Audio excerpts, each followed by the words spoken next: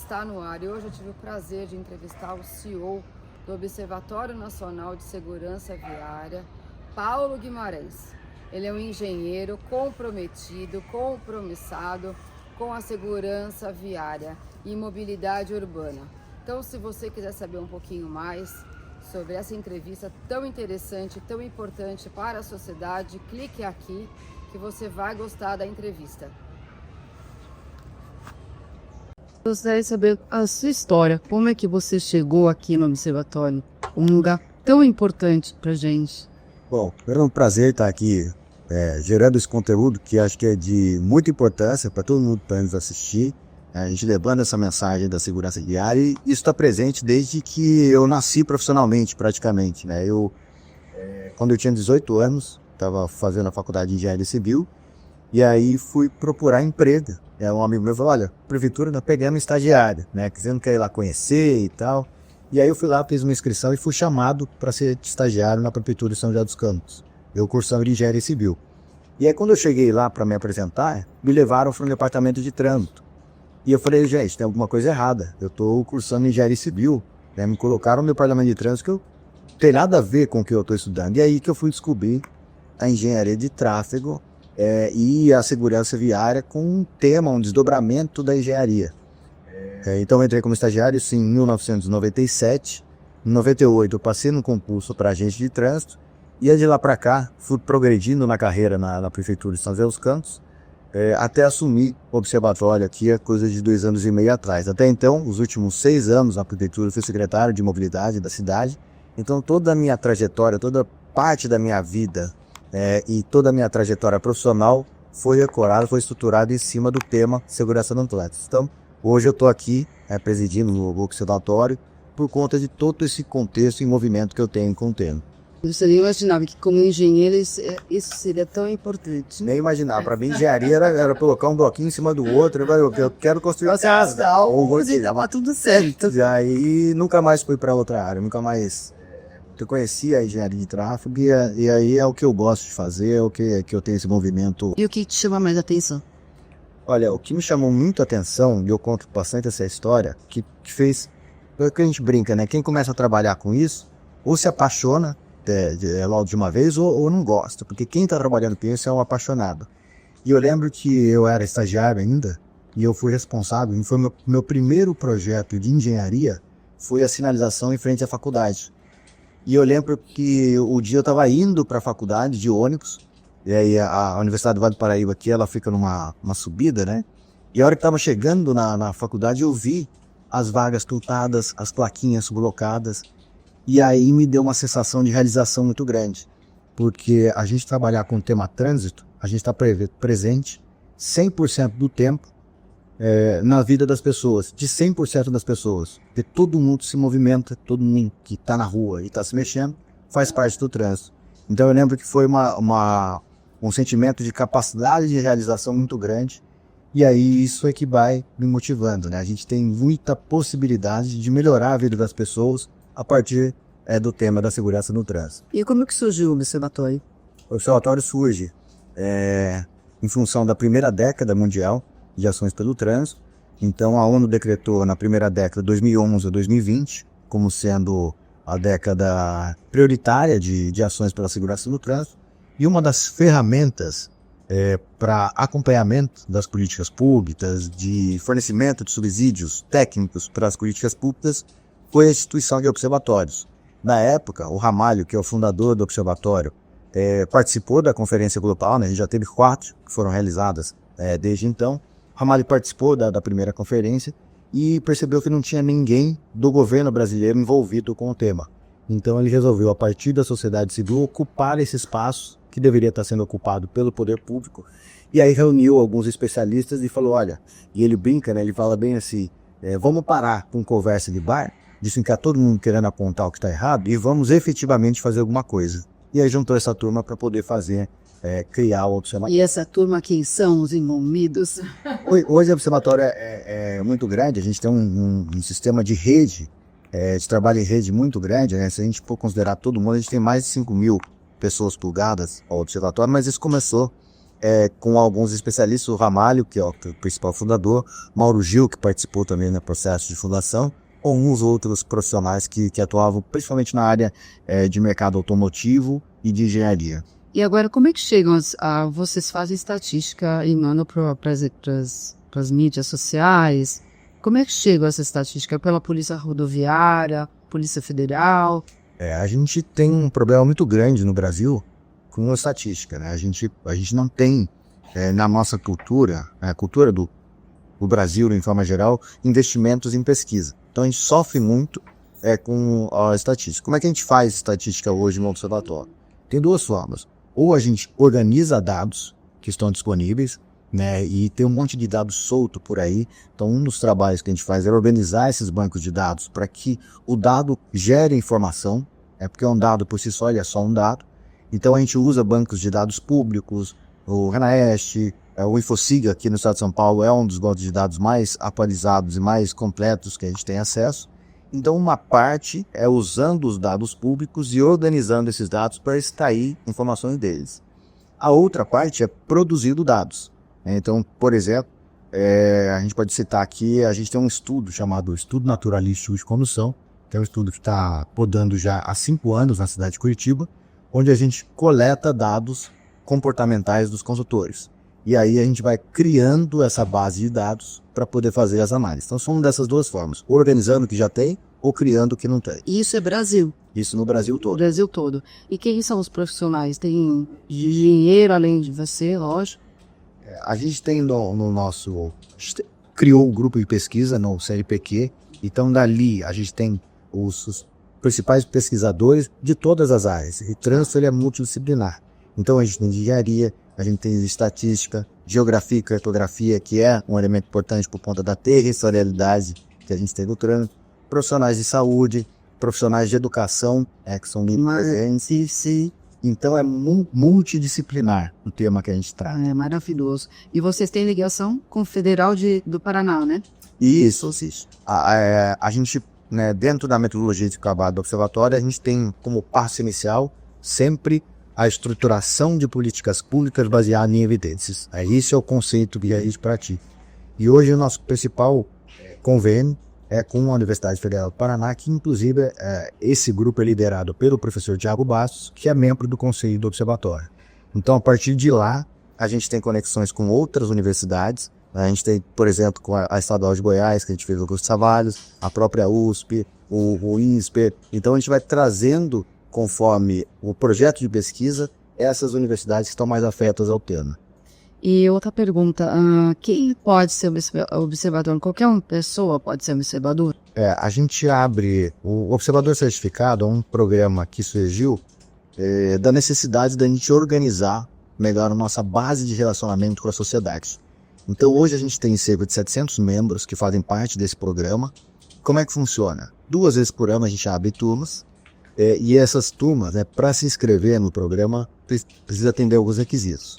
Então precisa ser graduado, né? A gente está falando em qualquer área de educação, e ter algum tipo de vínculo com a área de trânsito. Ou atuar academicamente, ou atuar de forma prática em algum órgão, ou até mesmo estar iniciando, né, esse trabalho de conexão com o tema segurança viária. Então precisa ser graduado, precisa ter esse envolvimento com o tema, e aí essas pessoas, esses candidatos, passam por um processo seletivo, são incorporados ao programa de formação, e depois aí de cerca de 3, 4 meses se formam como observadores certificados e passam a ser um componente importante de disseminação da cultura de segurança viária.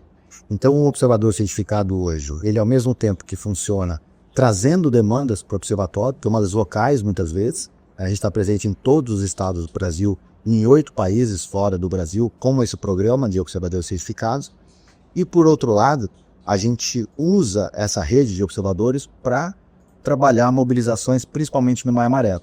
Então a gente tem uma cadeia de representantes do movimento Maio Amarelo que surge dos observadores certificados e que são os responsáveis por mobilizações locais. Então, como é que funciona isso? A gente criou, por exemplo, para o Maio Amarelo de 2025, um dia chamado Dia D do Maio Amarelo.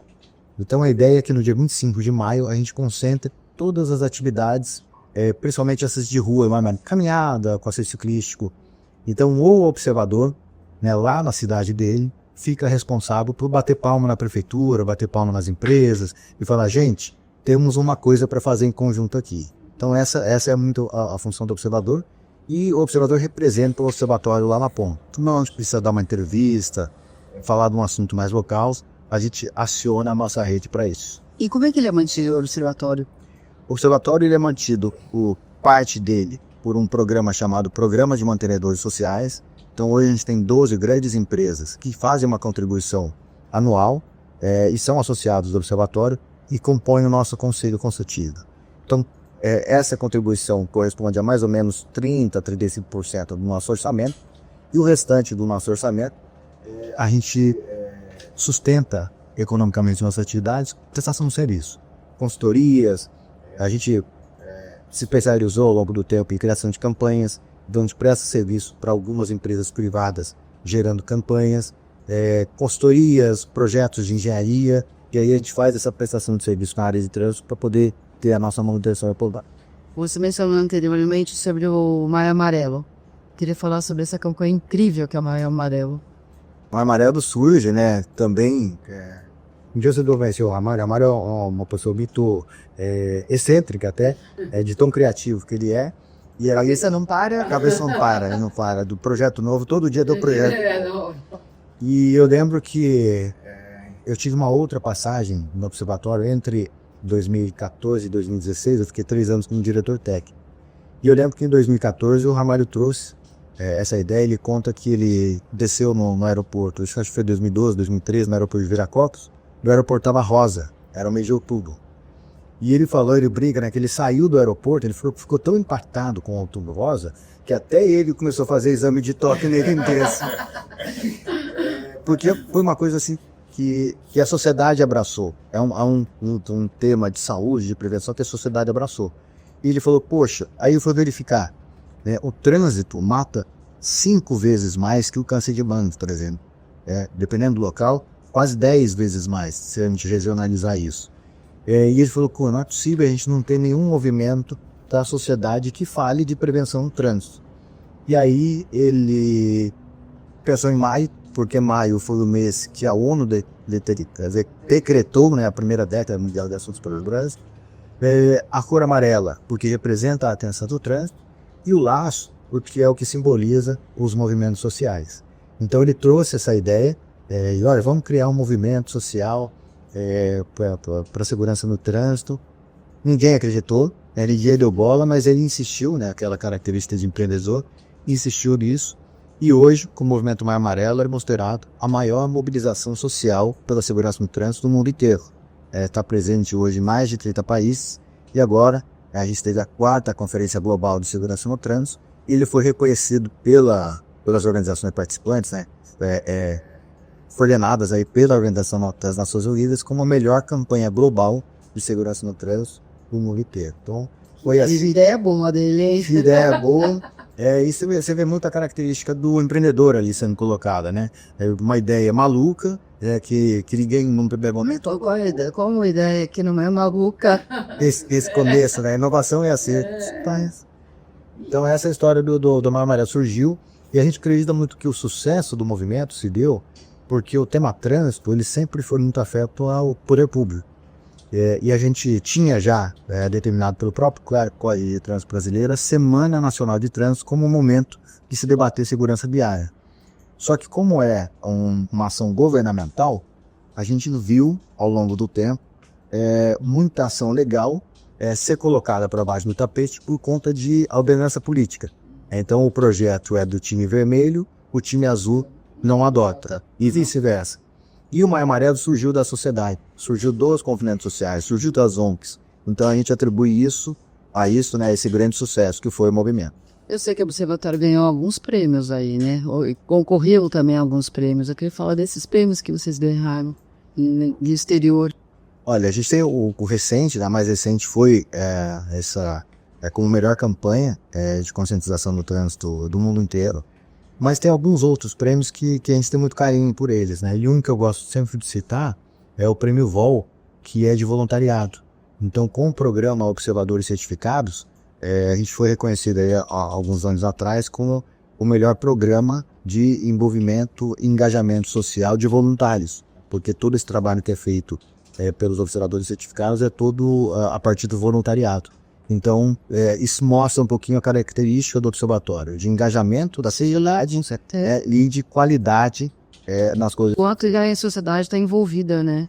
E o quanto que é a melhora, né, do trânsito. E a gente está agora no mês ainda de março, querendo falar que tem uma pesquisa sobre as mulheres no trânsito. Eu achei muito incrível isso. A gente costuma calendarizar as coisas, até para trazer mais esse envolvimento para a sociedade, trazer mais essa proximidade de engajamento. E o mês de março, né, o mês das mulheres, né, vocês que são as estrelas de si mesmo. E a gente identificou algumas coisas ao longo do tempo, né? Então, o primeiro ponto, a presença das mulheres no trânsito, ela tem crescido cada vez mais. O trânsito sempre foi uma coisa muito masculinizada. Sim. E hoje a gente já tem essa abertura das mulheres participando do trânsito. E aí, diferente dos homens, quando a gente pega uma história, por exemplo, do carro, o carro sempre foi vendido como um objeto de desejo, principalmente para nós homens, né? Então, a gente, criancinha, já queria ter o nosso próprio carro, aquela questão da velocidade, da liberdade, até como um objeto de posicionamento social, o homem enxerga o carro dessa forma. O que a gente percebeu com os estudos que a gente faz? A mulher já enxerga o carro, o veículo, como uma ferramenta para o seu dia a dia. Meio de transporte, né? Exatamente. E aí a gente começa a ver que esse olhar diferente entre homens e mulheres com relação ao carro, né, usando isso como exemplo, traz impactos nos resultados de segurança.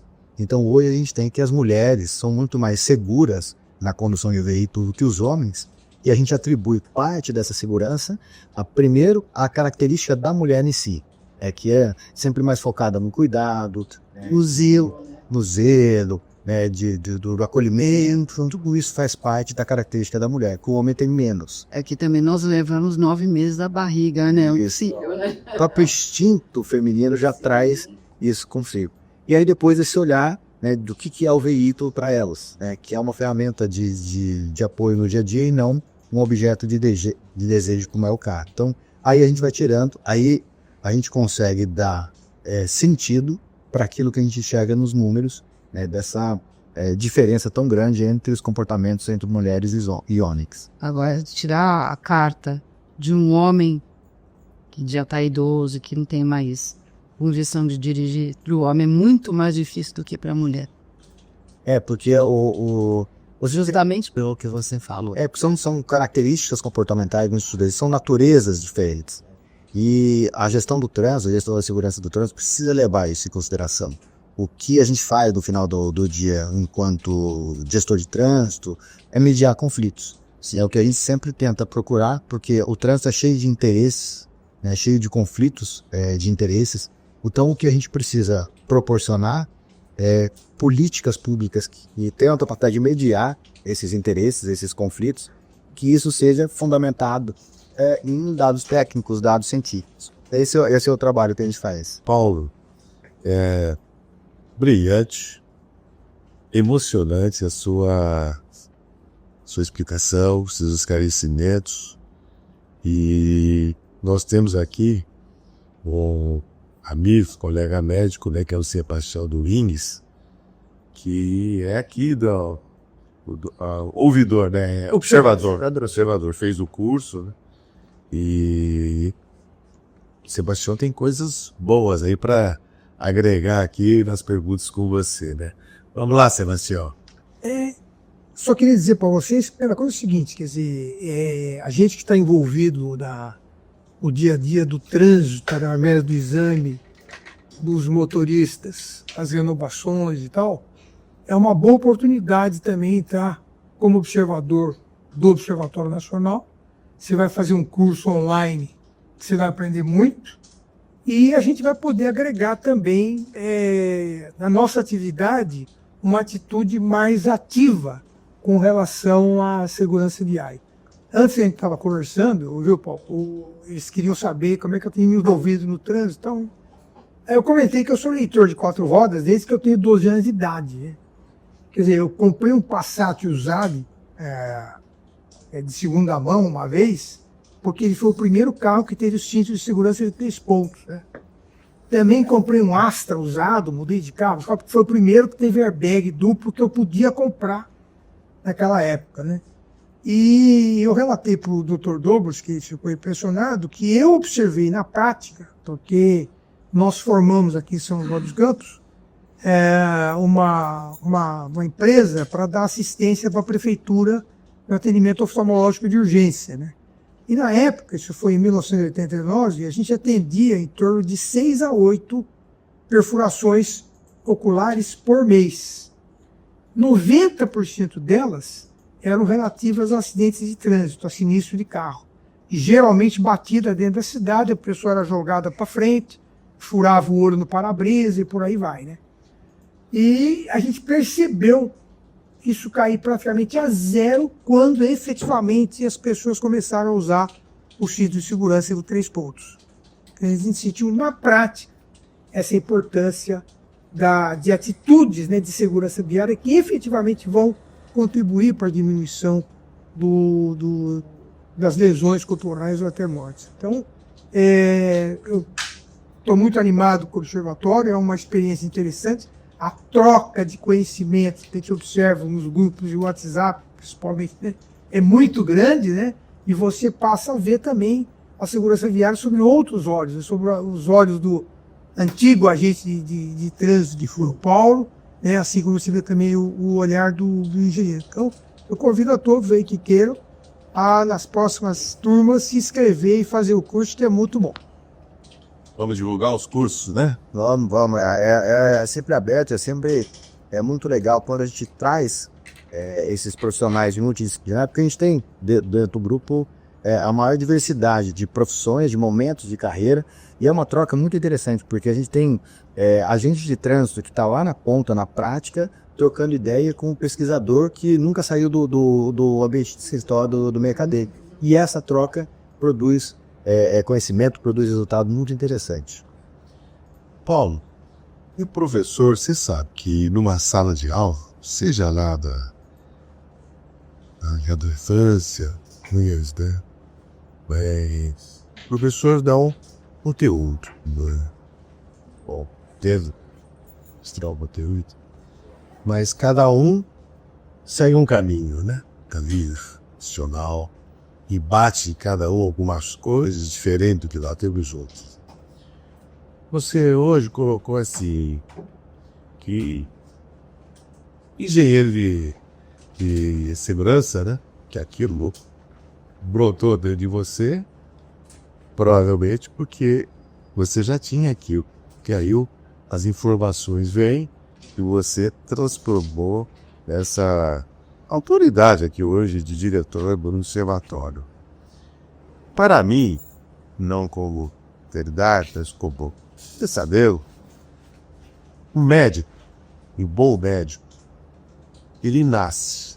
Não é a carteirinha do CRE. A carteirinha sempre lhe dá o direito de exercer a medicina. Mas o cuidado, ele nasce. E é claro, e tem toda uma trajetória para poder ser médico. E assim, também, fazer uma analogia, é possível que seja essa parte também da engenharia que pega o caminho do trânsito, como você aqui, evidentemente, colocou para nós. Tem uma coisa que me preocupa, entre tantas, né? Que nos encontros de segurança viária, a medicina e a psicologia não são colocados ali naqueles encontros, né? Então a minha pergunta é assim, nós médicos, psicólogos também, que aqui tem milhares de psicólogos que nos assistindo, afinal, nós fazemos parte da segurança viária ou não? Olha, Antônio, não tenho dúvida que sim, né? Inclusive, a abordagem de segurança viária, da segurança do trânsito, como ela é conhecida hoje, ela partiu de uma proposta de um médico. Em 1962, um médico chamado Leslie Norman, ele era médico-chefe do Departamento de Transporte de Londres. Ele foi o primeiro que escreveu uma tese, uma teoria, traçando um paralelo entre o trânsito e a saúde. Então, qual foi a abordagem que ele propôs à E? Ele pegou a abordagem das questões epidemiológicas de saúde e pegou aquela relação entre o hospedeiro com a gente e o ambiente e trouxe isso para o trânsito, né, para falar do condutor, do veículo e da via. Então foi a primeira vez que alguém propôs uma abordagem de preservação de vida no trânsito a partir da prevenção, porque isso era muito reativo. Então, explicando, né, até a década de 60, na verdade até a década de 80, porque a tese dele foi em 62, mas isso virou mesmo uma teoria aceita dentro do trânsito, mas pela década de 80. Então, antigamente, como é que a gente trabalhava? Olha, tem gente morrendo aqui, então coloca uma barreira, coloca um dispositivo de engenharia para tentar impedir aquelas mortes. E quando a gente olha, né, para a via, veículo e o condutor, nessa lógica de epidemiologia, a gente começa a tirar ações, as propostas de ações preventivas na área de educação, de engenharia, de fiscalização. Então foi a partir dessa lógica que hoje a gente trabalha a segurança no trânsito com esse conceito. E sim, né, então a comunidade médica é muito presente, porque atua tanto de forma preventiva, e aí posso citar a própria exame de habilitação, né, de condução. Ali é onde você começa a tirar ou avaliar o perfil das pessoas que podem ou não dirigir. E isso é um papel fundamental. E cada vez mais a gente precisa aprimorar esse processo seletivo daquelas pessoas que são candidatos à habilitação.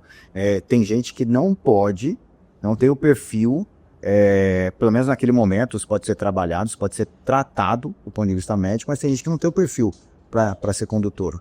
Então, é um elemento muito importante ali no início, também na medicina muito presente, no direcionamento das ações. Então, a gente precisa entender o comportamento humano, e a gente faz isso a partir das humanas, né? Entender o comportamento humano para poder propor as soluções, e depois, no final do processo, no atendimento pré-hospitalar, no atendimento hospitalar e na reabilitação. Então, a comunidade médica é peça-chave para o sucesso na preservação da vida das pessoas nos trânsitos. Eu vejo que um médico que está fazendo a avaliação do exame de aptidão física e mental, ele, além daquelas exigências que tem ali do nosso exame perante o comunidade, né, chegou lá o hipertenso. O médico, ali naquele momento, tem que dar uma orientação para ele. Assim, para o que tem diabetes, para a gestante que está ali, para aquela aí, ensinar a colocar o cinto de segurança. Então, nós estamos assim, sempre cultivando o nosso meio médico, uma coisa mais assim, de cuidado. O cuidado com o condutor, que é chamado no nosso exame de candidato, que é um nome tudo bem, porque é uma coisa do governo, né? Uma coisa do governo doa ali a concessão, né? Mas nós temos ali, uma pessoa com características que tem, que nós precisamos alertar sobre determinados riscos, a percepção do risco, né? Que a percepção do risco é um problema para nós, né? Você poderia ampliar um pouco para nós essa percepção do risco, que até o médico poderia lhe ajudar? Não, pode ir muito, né? O senhor tocou num ponto que é muito importante. Por exemplo, a utilização do cinto de segurança. A gente vê, citou o exemplar da grávida, isso é muito comum. Você vê uma mulher grávida usar um cinto por baixo do braço, por exemplo. E já trazendo para a questão da percepção de risco, por que ela faz isso? Muitas vezes pela falta de informação e o aprimoramento da cultura de segurança viária falando de percepção de risco. Então, muitas vezes a informação não chega para as pessoas entenderem esse risco que o trânsito traz. Eu gosto de usar alguns exemplos para isso. A gente fez uma pesquisa no final do ano passado, 73% dos municípios brasileiros o trânsito mata mais que arma de fogo. E eu tenho dado um exemplo, o pessoal daqui acho que já até enjoou de ouvir esse exemplo. Mas é justamente essa diferença de percepção de risco que a gente precisa trabalhar. As pessoas, né, o brasileiro, ele tem percepção de risco para algumas coisas, para o trânsito não. Então isso leva, por exemplo, as pessoas não terem medo de caminhar por uma via em que você tem um alto índice de mortes por atropelamento. Mas tem medo de caminhar por uma via, pela mesma via, se essa via tiver um alto índice de mortes por assassinato, por arma de fogo, por exemplo. E o perigo do trânsito está muito mais presente, principalmente em cidades como a nossa, do que a própria questão da arma de fogo. Um outro exemplo que eu gosto de usar muito dificilmente as pessoas aceitariam morar num apartamento, né, no 20º andar de um prédio, se esse apartamento não tiver a grade na sacada. E aí a gente fala assim, não, mas eu vou lá e coloco uma placa de advertência dizendo que ali tem uma questão perigosa. As pessoas provavelmente não vão morar num apartamento desse, mas aceitam transitar em vias sem barreiras de proteção, na beira de penhasco, em rodovias. Então é isso que a gente precisa trabalhar. A gente precisa chamar a atenção das pessoas que o Brasil está ali entre os 3, 4 países que mais matam no trânsito do mundo, e que esse é um assunto que depende de cada um de nós. Não depende só da prefeitura, do Detran, enfim, tomar partido. Cada um de nós tem a nossa contribuição para que o trânsito seja mais seguro, que a gente consiga levar essa preservação da vida para as pessoas. E às vezes cito que a pessoa chega ali no 20º andar, precisa sair dentro do 20º. No 5º andar, ele olha assim, ele vê o risco. Lá na direção, ele não vê risco. Talvez ele seja assim, com ele não acontece. E nessa linha, não só do condutor, uma vez fazendo uma pergunta na Avenida Paulista, que às vezes a gente tem essas coisas de conversar com o povo, né? As pessoas sobre a segurança viária. E eu perguntei para ele quem é que avança mais no farol vermelho, se é o carro ou o pedestre. E ele era uma pessoa assim, tinha muita experiência. Ele falou, olha, os dois fazem isso, mas o pedestre avança mais. Você concorda com isso? Muitas vezes sim, e aí tem duas situações. Primeiro, podemos citar três pontos aí. O primeiro é a própria percepção de risco. O pedestre ele faz isso porque muitas vezes não tem noção do risco que ele está correndo. A gente tem um segundo ponto, que é a própria infraestrutura. A gente discute muito isso. Não é raro você ver, por exemplo, em rodovia, um pedestre atravessando por baixo de uma passarela. E muitas vezes a gente é levado a falar, olha só que cara mal educado. Mas, quando a gente vai olhar do ponto de vista prático, muitas vezes uma rodovia, uma travessia ali, né, sem considerar duas pistas, talvez uns 20 metros de travessia, uma passarela transforma isso em 250, 300 metros. Porque você tem toda a rampa, a travessia e tal. Então, muitas vezes, o pedestre é jogado para esse tipo de situação por falta de opção. Joga ele para essa irregularidade e, por último, não existe uma punição. Apesar do Código trazer punições para pedestres, isso nunca foi estruturado. Então, também, a questão da impunidade, para todos nós, né, não é só para o pedestre, para todo mundo, a questão da impunidade pesa um pouco, porque ao mesmo tempo que ele não tem a noção de uma consequência de risco, também não tem uma consequência legal para aquele ato comportamental. Então, acho que é um pouco disso. Temos ali evoluções em todos os setores. Todo modal precisa de uma coisa, Paulo. Afinal, o farol. Semáforo, farol, cada um é a roda do jeito.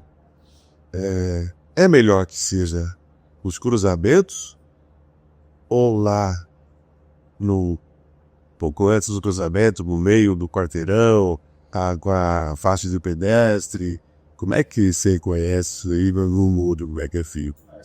Quando você tem uma travessia em meio de quadra, ela é mais simples de resolver conflitos. Você tem menos movimentos conflitantes. Mas, de uma forma geral, o que mais se demanda essa organização de conflitos é nos cruzamentos.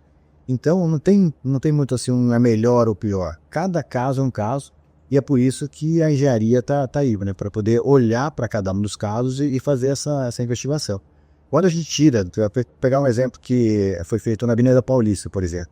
A Avenida Paulista levou as travessias de pedestre um pouquinho mais distante do cruzamento. Então isso gerou um ganho de fluidez, inclusive.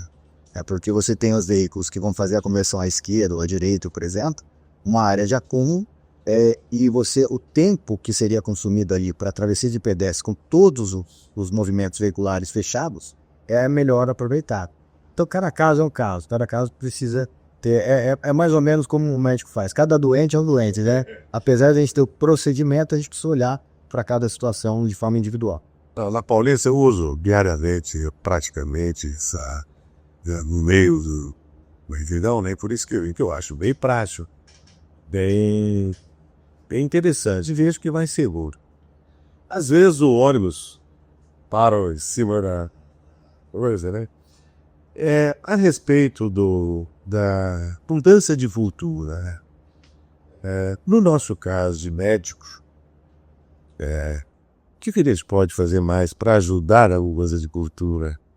O que você acha? Olha, eu acredito muito na informação, doutor. E, assim, os médicos, por si só, já têm uma autoridade em cima da sociedade, né? A gente ouve muito o que os médicos falam, né? O médico é uma profissão que é considerada ali um salvador da Bíblia. Sempre foi uma referência para todos nós.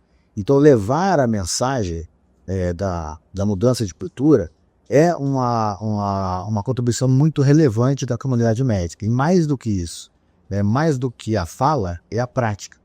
Então a gente vê muitas vezes no nosso ambiente familiar, por exemplo, uma coisa que a gente bateu muito no Marmarando do ano passado. Já passou da época da gente somente usar o cinto de segurança. Eu preciso começar a cobrar das pessoas que estão ao meu lado, por exemplo, que também usem o cinto de segurança. Então, acho que esse papel do médico na sociedade e essa influência que tem, assim como, por exemplo, tem um líder religioso, como tem outras figuras que têm essa ascensão em cima as pessoas ouvem o que o médico fala. Então, acho que, lógico, que tem todo o trabalho técnico que é feito, todo o aprimoramento do atendimento às vítimas, e toda aquela questão técnica que a comunidade médica está sempre nos ajudando a melhorar. Mas, acima de tudo, para mudança de cultura, levar essa mensagem, levar a mensagem do bispo, levar a mensagem de que a solução, uma hora, parte em cada um de nós. Eu acho que essa é uma contribuição sensacional que a comunidade pode dar. Se a gente parar para pensar, 100% dos condutores que recebem a sua habilitação passaram por algum médico, porque é um requisito obrigatório a avaliação de aptidão física e mental. Então é uma oportunidade que a gente tem de, usando a autoridade da classe médica, naquele momento de contato com o candidato, né, que é como ele é chamado, de levar um pouquinho mais de informação. E talvez a gente, enquanto observatório, possa contribuir com a estruturação desses conteúdos. Então a gente tem um conteúdo mensal, talvez, que seja propagado para a comunidade médica, que sirva de âncora como um lembrete. O médico faz a avaliação física, a avaliação da aptidão física e mental, e aí entrega junto com aquele resultado, né, uma informação complementar que já vai despertando nesse jovem, né, e a maioria é jovem que está tirando a habilitação, já vai despertando nesse jovem que ele não está só pegando um documento, ele não está ali para tirar um documento, que ele está assumindo um papel importante dentro do contexto da segurança viária e um papel que ele tem muitas responsabilidades acima de tudo. Então acho que é um bom ponto de partida para a gente pensar numa cooperação nossa, independente do que o DETRA determina ou não. Acho que isso é um trabalho de cunho social até. Isso. Que no fundo esses órgãos que vai lá tirar a carta também da habilitação, ele está longe de ver o risco do álcool na direção ou de passageiro das baladas, né? Que ali, não sei se ainda 2 horas da manhã, de quarta, de sábado para domingo, né? A grande mortalidade que tem desses jovens. Então nós temos muito a fazer. Doutor Sebastião, eu queria saber como que é ser voluntário do observatório.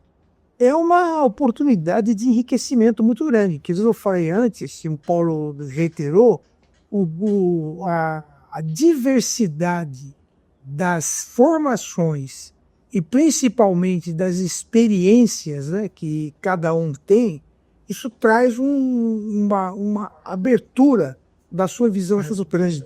Quer dizer, é muito interessante, porque eu, como muita gente, né, gosto muito de depois palpitar, né? Eu devia fazer isso, mas é que tal. E você fica ouvindo a opinião dos técnicos rebatendo ou ajudando naquilo que você pensa, isso efetivamente traz uma contribuição para mudar a sua visão do trânsito. O Paulo comentou um negócio da questão familiar, de movimento familiar. Uma coisa que eu acho, por exemplo, importantíssimo, que aí entra que ele fala do exemplo, é nas suas atitudes, né? Quer dizer, eu hoje, em hipótese alguma, estando numa reunião familiar, eu bebo qualquer coisa se eu for dirigir. Porque como é que eu posso cobrar das pessoas que o cara não bebe e vai dirigir? Porque tem muita aquela conversa, né? Não, eu vou tomar só um pouquinho, né? E não tem pouquinho, né? O álcool em qualquer nível, dependendo de cada pessoa, ele traz algum tipo de alteração na sua percepção sensorial que vai influenciar diretamente na direção do seu veículo. Então, eu acho que é isso, quer dizer, mas basicamente o observatório te dá a oportunidade de conhecer realidades diferentes, né?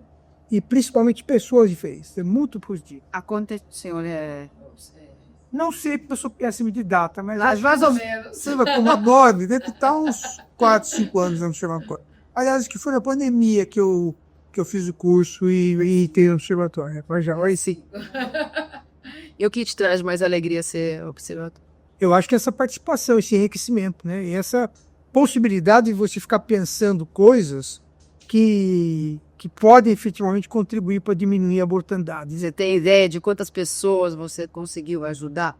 Esses 5 anos não dá para saber, porque Família, aí não dá para saber. Mas o importante é você estar sempre no seu grupo de WhatsApp da família, repassando as coisas no seu Facebook, repassando no Instagram, as mensagens. Os filhos. Você, na verdade, gente, quando você trabalha em saúde pública, né, em trânsito, assim, é uma matéria muito importante da saúde pública, de ações públicas, você efetivamente não sabe quem você salvou. Né? Você tem uma estatística, né? Morreram 1.000 a menos naquele ano. Essas pessoas que não morreram nem sabem que não morreram porque alguém comentou alguma coisa que levou a uma mudança de atitude em determinada pessoa que não provocou aquele sinistro e aquela pessoa foi salva. Quer dizer, mas você sabe que aquilo está sendo feito, que aquilo está dando ação. Obrigada, viu, pela atenção, pela ajuda, de contribuir não só com a gente, mas com a sociedade, que eu acho que é um trabalho brilhante, que eu acho que as pessoas têm que conhecer mais. Esse trabalho rico, não só em termos de dados, mas pela consciência que vocês têm, pelo trabalho que vocês fazem isso, como para você ser observador e ajudar a sociedade, porque os médicos têm um papel extremamente importante quando faz a renovação, mas se a sociedade conseguir contribuir mais a nossos acidentes de trânsito, vão reduzir muito. Então, se cada um fizer o papel de formiguinha e ajudar cada pessoa, isso já vale muito para a sociedade, né? A gente que trabalha na área do trânsito, a gente fica mais feliz que tem o observatório e fazendo esse papel e contribuindo muito com a sociedade. Isso é maravilhoso. Não tem nem palavras para agradecer. Muito, muito obrigada, viu? Obrigado pela visita. Obrigado a você. E vamos juntos todos.